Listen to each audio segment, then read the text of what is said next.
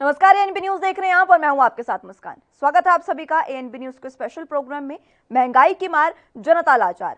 अब इस समय कोरोना काल है और जनता इस समय इतनी परेशान है कि आखिर वो क्या करे। ऐसा इसलिए क्योंकि एक और महंगाई की मार है तो दूसरी ओर कोरोना ने जिस तरह से खौफ मचाया है उसको लेकर तमाम चीजें भी जनता ने देखी है। और अब जनता यही कह रही है कि महंगाई की मार है, महंगाई ऐसी डायन है जो खाया जाता है। आज एक बार फिर से पेट्रोल और डीजल के दाम एक बार फिर से बढ़ते नजर आ रहे हैं और डीजल की कीमत आज 28 से 30 पैसे प्रति लीटर पर बढ़ी है। वहीं पेट्रोल की बात करें तो 27 से 28 पैसे प्रति लीटर पेट्रोल बढ़ा है। 4 मई से अब तक पेट्रोल 6.57 रुपए और डीजल 6.96 रुपए प्रति लीटर महंगा हुआ है। आज दिल्ली में पेट्रोल के दाम 96.93 रुपए जबकि डीजल के दाम 87.69 रुपए प्रति लीटर पर है।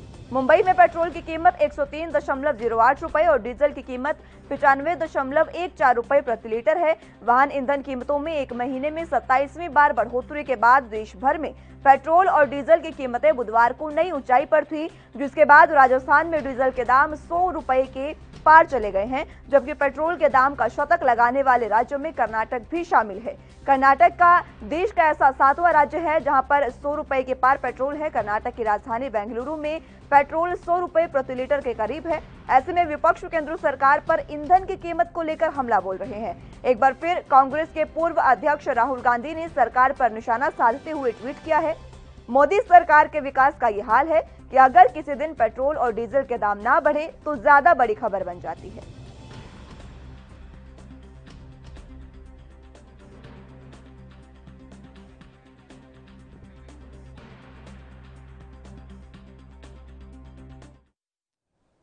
आज का मुद्दा यही है कि महंगाई की मार और जनता लाचार। और अब इस पेट्रोल डीजल के मुद्दे पर जनता का क्या कुछ कहना है वो सुनवा देते हैं आपको। मैनेज तो करना पड़ता है क्योंकि इनकम तो बढ़ी नहीं है उसके अकॉर्डिंग। आपके खर्चे वही हैं, एक्सपेंसेस भी वही हैं सारे के सारे। एक्सपेंसेस के अलावा आपका बेसिक जो डेली रूटीन है, आपको ऑफिस जाना है, आपको कहीं जाना है, किसी भी तरीके से उसमें पेट्रोल तो आपका लगना ही लगना जाता है। आपके जो दूसरे खर्चे हैं वो आपको कम करना पड़ रहे हैं और कुछ नहीं है। बाकी और कैसे करेंगे गवर्नमेंट इस पर? सरकार से यही कहना चाहेंगे कि बाकी मतलब पेट्रोल देखिए, अगर पेट्रोल डीजल के रेट अगर बढ़ेंगे तो ऑब्वियसली आपका महंगाई बढ़ेगा और भी चीज़ों पे बढ़ेगा, क्योंकि इसका इम्पैक्ट और भी चीज़ों पे आता है।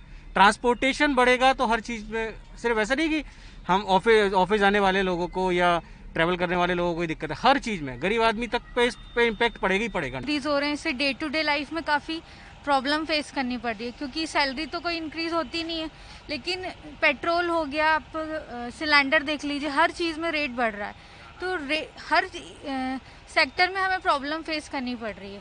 तो गवर्नमेंट को कुछ सोचना चाहिए कि इतना ज़्यादा हाइक ना दें, कुछ चीज़ों पे मतलब रेशो थोड़ा देखना चाहिए, क्योंकि गरीब जो लोग हैं उनको तो बहुत ज़्यादा सफ़र करना पड़ता है और कोरोना काल में तो और ज़्यादा प्रॉब्लम आ रही है। तो इस चीज़ पे थोड़ा देखना चाहिए उनको। बढ़े जा रहा है, अब कितना पेट्रोल डलाएगा इंसान? जहाँ 1 लीटर 100 से ऊपर हो गया, पहले कितना कम था, वो भी कुछ साल में ही। मतलब कुछ साल में देखोगे तो आप पहले 70 था, 65, 70, 80 इतना ही चल रहा था, बट इतनी जल्दी इतना ज़्यादा हाई हो गया है, कोई कंट्रोल ही नहीं है ऐसा लग रहा है कीमतों पे। अब यही है कि कंट्रोल करना चाहिए। आप देख रहे हैं कि इतना हाई हो गया है, कैसे मैनेज करेगा इंसान? यहाँ जितने भी लोग खड़े हैं ना, सबका जीवन इससे बदहाल ही है और बहुत बुरी स्थिति है। आप 1 रुपये भी आपकी लाइफ में बढ़ते हैं ना तो आपकी कमाई तो 10 पैसे घट ही रही है, तो उससे जीवन क्या होना और वो आप भी।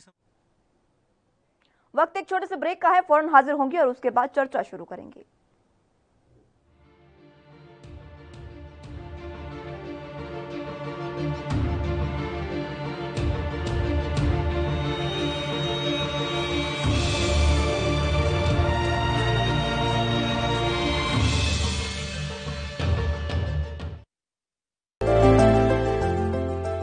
ਅੱਜ ਸਿਰਫ ਦੇਸ਼ ਹੀ ਨਹੀਂ ਬਲਕਿ ਪੂਰੀ ਦੁਨੀਆ ਹੀ ਕੋਰੋਨਾ ਤੋਂ ਜੂਝ ਰਹੀ ਹੈ। ਜਿੱਥੇ ਪਹਿਲੀ ਲਹਿਰ ਦੇ ਵਿੱਚ ਦੇਸ਼ ਦੇ ਨਾਲ ਹੀ ਪੰਜਾਬ ਨੇ ਵੀ ਸੰਘਰਸ਼ ਕੀਤਾ, ਉੱਥੇ ਹੀ ਦੂਜੀ ਲਹਿਰ ਵਿੱਚ ਪੰਜਾਬ ਦੀ ਕੈਪਟਨ ਅਮਰਿੰਦਰ ਸਿੰਘ ਸਰਕਾਰ ਨੇ ਠੋਸ ਫੈਸਲੇ ਲਏ ਨੇ ਤਾਂ ਜੋ ਕੋਰੋਨਾ ਦੇ ਫੈਲਾਅ ਨੂੰ ਰੋਕਿਆ ਜਾ ਸਕੇ। इन्हां सब तो इलावा जे असीं गल करिए जिलियां दी तां सरहदी जिला गुरदासपुर उन्हां जिलियां दे विच शामिल है जिथे सेहत सेवावां ने अपना लोहा मनवाया है अते इस दा नतीजा यह है जदों देश दे होरनां जिलियां विच कोरोना दे केस वध रहे सन तां दूजे पासे गुरदासपुर च कोरोना दा ग्राफ लगातार डिग रहा सी।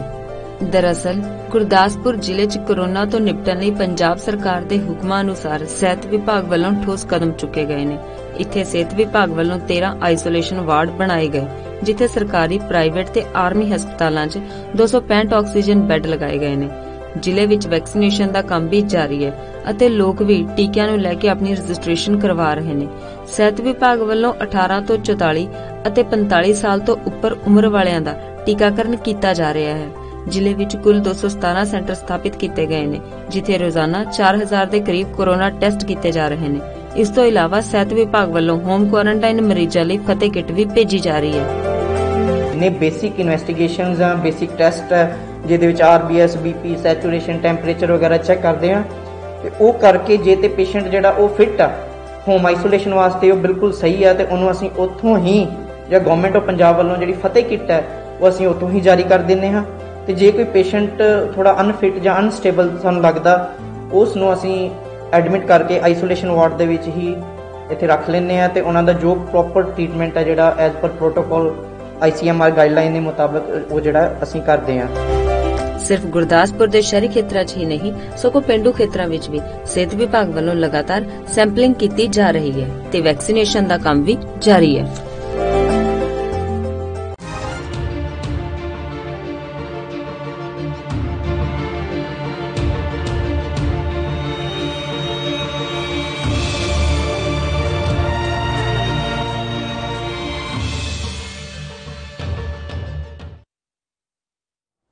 ब्रेक के बाद एक बार फिर से स्वागत है आप सभी का। महंगाई की मार, जनता लाचार, और अब आपको कुछ ऐसी तस्वीरें दिखाने जा रहे हैं जिसे देखकर आप भी चौंक जाएंगे। तस्वीरें भोपाल की है, जहां पर कांग्रेस के कार्यकर्ता प्रदर्शन कर रहे थे पेट्रोल डीजल को लेकर। आप देख सकते हैं कि तमाम बैनर उन्होंने अपने हाथों में लिए हैं और पेट्रोल डीजल को लेकर, महंगाई को लेकर उन्होंने ये प्रदर्शन किया है।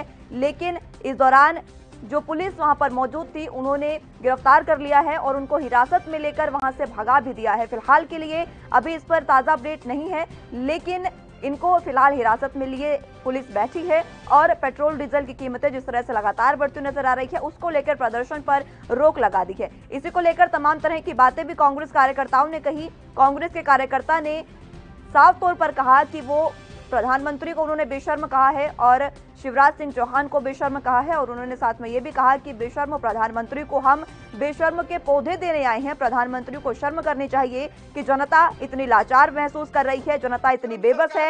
एक तरफ कोरोना और दूसरी तरफ पेट्रोल डीजल। लेकिन शिवराज सिंह चौहान के इशारे पर हम लोगों के साथ दबंगाई की जा रही है, पुलिस की जबरदस्ती की जा रही है।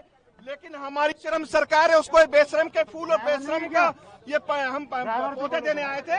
लेकिन शिवराज सिंह चौहान के इशारे पर हम लोगों के साथ दबंगाई की जा रही है, पुलिस की जबरदस्ती की जा रही है। लेकिन हमारी आवाज दबने वाली नहीं है। हम इस महंगाई के खिलाफ में और इस बेशरम प्रधानमंत्री के खिलाफ में, बेशरम शिवराज सिंह चौहान के खिलाफ में आंदोलन करते रहेंगे। कांग्रेस के कार्यकर्ता साफ तौर पर कह रहे हैं कि वो जब तक महंगाई संतुलन में नहीं आ जाती, महंगाई कंट्रोल में नहीं आ जाती, तब तक वो बेशर्म प्रधानमंत्री के खिलाफ प्रदर्शन करते रहेंगे। ऐसा कांग्रेस कार्यकर्ताओं का कहना है। लगातार इस तरह की टिप्पणियां, इस तरह की बयानबाजी चलती रहती है। विपक्ष लगातार महंगाई को लेकर, कांग्रेस लगातार महंगाई को लेकर मोदी सरकार पर, केंद्र सरकार पर हमलावर है और राज्य सरकारों को भी अब उन्होंने घेरना शुरू कर दिया है कि आखिर क्यों महंगाई पर कोई सख्त कदम नहीं उठाए जाते, क्यों महंगाई पर लगाम नहीं लगाई जाती। और इसी को लेकर कांग्रेस का ये महंगाई के खिलाफ मोर्चा, जिसकी तस्वीरें आप अपने टीवी स्क्रीन पर देख रहे हैं।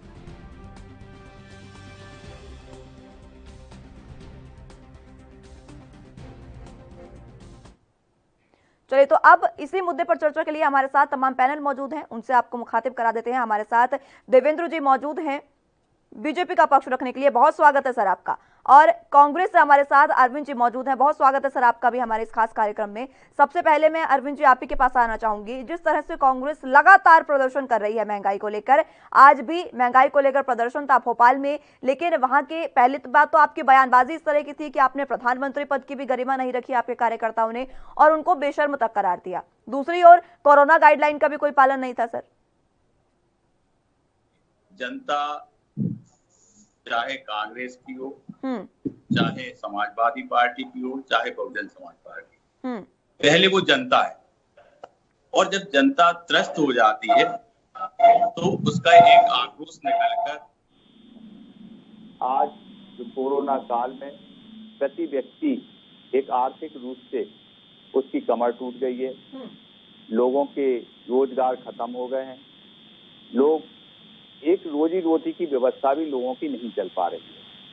दूसरी तरफ महंगाई उसको मारे डाल रही है, और उस महंगाई के कारण जो लोग प्रदर्शन कर रहे हैं वो एक तरह से जनता ही है, चाहे आप उसको कांग्रेस के रूप में देख लीजिए और चाहे किसी रूप में देख लीजिए, वो त्रस्त है और अंदर की जो उसकी आवाज है वो सामने आ जाती है और वो उसका आक्रोश सामने आ जाता है। इस वजह से जहां भोपाल की आप घटना की बात कर रही हैं, भोपाल में कुछ लोगों ने प्रधानमंत्री जी के लिए बोला या किसी के लिए बोला, तो वो उनका अंदर का आक्रोश है। हालांकि संयम का वो देना चाहिए, परिचय देना चाहिए, वो प्रधानमंत्री है, ऐसे शब्दों का नहीं इस्तेमाल करना चाहिए, लेकिन आक्रोश जब आ जाता तो आदमी की बुद्धि उस पर जो है गुस्सा हावी हो जाता है, उसका सोचने समझने की क्षमता थोड़ी सी खत्म हो जाती है। ठीक है सर, देवेंद्र जी आपके पास आना चाहूंगी, किस तरह से आप देख रहे हैं सर, लगातार महंगाई बढ़ती जा रही है, लगाम अभी तक नहीं लगी है और विपक्ष लगातार हमलावर है, क्या कुछ कहेंगे? तो मैं ये कहूंगा देश में महंगाई अब से पहले भी बढ़ी है और इस तरीके की सरकारें रही हैं कि लंबा राज रहा हूं, लेकिन प्रधानमंत्री जी के लिए इस तरीके की अशोभनीय भाषा यूज करना, माननीय मुख्यमंत्री जी के लिए ऐसी अशोभनीय भाषा यूज करना, ये कार्यकर्ताओं की गलती नहीं है, ये गलती है राष्ट्रीय लीडरशिप की। जब राहुल जैसे हमारे मित्र राहुल बाबा भी उन्हें आजकल नाम मिला हुआ है, उनका ट्वीट देखते हैं तो वो हास्य पर लगता है, वो कभी मंथन नहीं करते, चाहे यूपी की घटना हो चाहे किसी की हो। उन्होंने अपना ट्विटर खोला, ट्विटर हैंड पर बैठकर उन्होंने अपना ट्वीट कर दिया और कांग्रेस कार्यकर्ताओं के बीच में आ गया और उन्होंने लाठी डंडे उठाकर अपना काम शुरू कर दिया। किसको गाली देनी है, कोई लोकतंत्र में कोई चीज बची है नहीं बची, किसको नहीं देनी है, किसके साथ क्या बोलना है, फिर उनको कुछ नहीं देखना। तो ये सब जो है गलती उनकी कांग्रेस कार्यकर्ताओं की नहीं है, गलती है कांग्रेस नेतृत्व की है कि वो संभाल नहीं पा रहे, उनको पार्टी तो समझ नहीं रही। अब कार्यकर्ताओं पर बात आ गई, जब कार्यकर्ताओं का ये वेब रहेगा, आज वैश्विक महामारी में पूरी दुनिया इस संकट काल में हिली पड़ी है। अमेरिका, ब्रिटेन जैसी कंट्री जो है वो अर्थव्यवस्था से जो माइनस में जा रही है। आप हमसे डीजल की तेल की बात कर रहे हैं, हम कह रहे हैं हमें लाखों लोगों की जान बचाने के लिए हर प्रयास हम कर रहे हैं। और रही बात महंगाई की, तो 2009 से लेकर 13 तक का उठाकर देख लीजिए, अभी तो उसके बराबर पहुंचे हैं हम, अभी तो वहां तक की स्थिति आई है। और जितने बढ़िया लोग बोलते हैं ना, जितने बढ़िया बोलते हैं, अगर मुस्कान जी सच के साथ इनको पूछ कर देख लीजिए कि राजस्थान में इनकी सरकार है, राहुल बाबा वहां क्यों नहीं बोलता, राहुल बाबा के कार्यकर्ता वहां क्यों नहीं आग लगा रहे, यहाँ सड़कों पर इस्तेमाल कर अभी तो माननीय योगी जी ने भी सवाल रखा। ठीक है, आपके सवाल का जवाब ले लेते हैं। देखिए, आप दोनों का स्टार्टिंग कमेंट हो चुका है, अब आप क्रॉस क्वेश्चन कर सकते हैं, डिबेट ओपन रहेगी आप दोनों के लिए, एक दूसरे से सवाल भी आप कर सकते हैं। अरविंद जी, तमाम सवाल उठ रहे हैं सर आप पर, राजस्थान में क्यों नहीं बोलती आपकी कांग्रेस सरकार?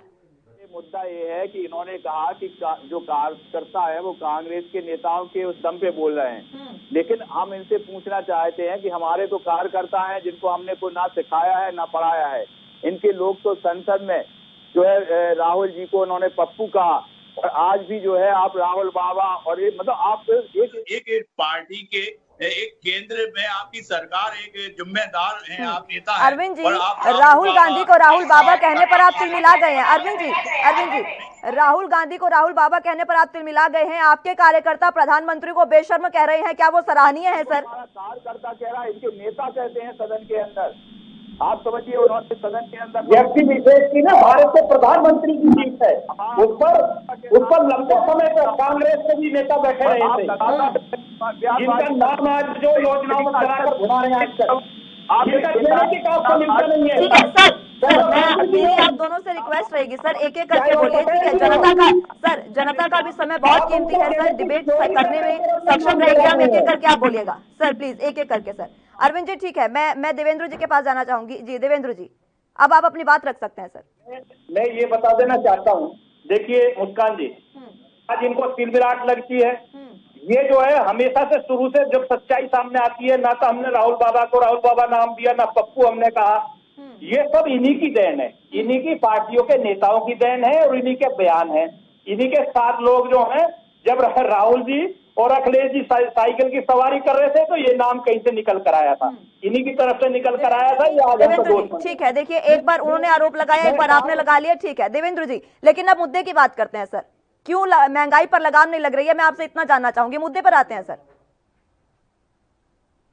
मुस्कान जी, आज की जो स्थिति है, आज की जो वर्तमान में जो स्थिति आप देख रहे हैं, पूरे वर्ल्ड की बात करने से अच्छा रहेगा, क्योंकि पूरी दुनिया संकट में। आज हम कौन सी ऐसी महामारी है जिससे नहीं लड़ पाते? पूरी दुनिया जो है आज हिली पड़ी है। आज किसकी अर्थव्यवस्था की बात कर रही है? आज हम सबसे पहले बात कर रहे हैं कि कोविड-19 जिसने हमको हिला दिया, पूरे राष्ट्र को हिला दिया, हमें उन संसाधनों की जरूरत है। अगर हमारा कहीं कोई प्रदेश सब अपने अपने में आजाद है, जहाँ कांग्रेस की सरकार है, वो तेल 70 रुपए बेच दीजिए, तेल वो 35 रुपए बेच दीजिए, उनको पूरा अधिकार है, उन्हें परमिशन की जरूरत नहीं है ना। ठीक है सर, ठीक है सर। देखिए समय की थोड़ी सी कमी है सर, देवेंद्र जी, ठीक है समय की थोड़ी सी कमी है। मैं अरविंद जी आपसे आखिरी कमेंट लेना चाहूंगी सर। ठीक है देवेंद्र जी, ठीक है सर, ठीक है सर। अरविंद जी सर आपसे आखिरी रिएक्शन लेना चाहूंगी पूरे मामले पर।